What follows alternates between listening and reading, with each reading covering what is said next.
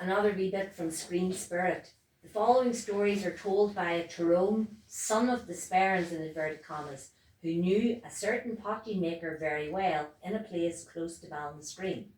Spirit Forge. After the First World War, scarcity and poor quality of materials were problems for tradesmen. Tag the smith complained bitterly of the poor quality of iron and coal.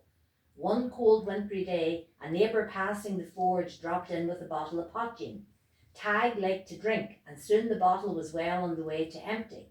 As they were talking and sharing the bottle, 2 police officers on bicycles approached the forge and entered to warm up as they were very cold.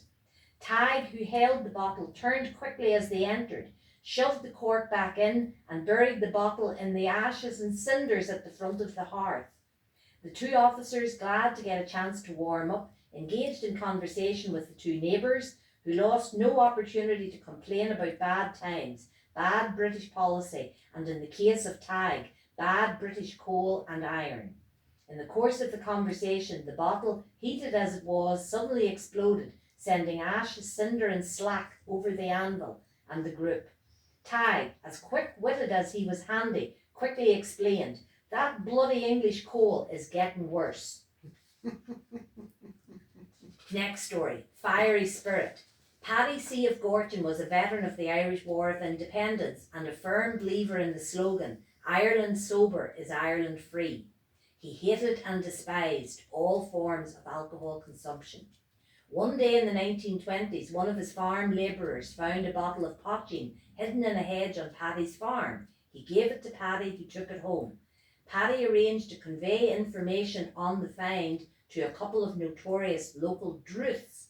They were told they would be welcome to visit him. In due course this was arranged. The duo were glad to see that Paddy had displayed the bottle prominently on his kitchen table, significantly partnered with 2 empty whisky glasses.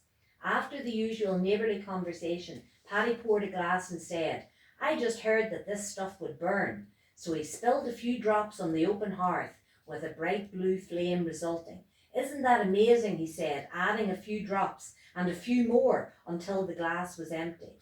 Another glassful was sacrificed to a continuation of the experiment, with Paddy repeating, "I never thought this stuff would burn," and the 2 visitors becoming increasingly disconsolate and suspicious.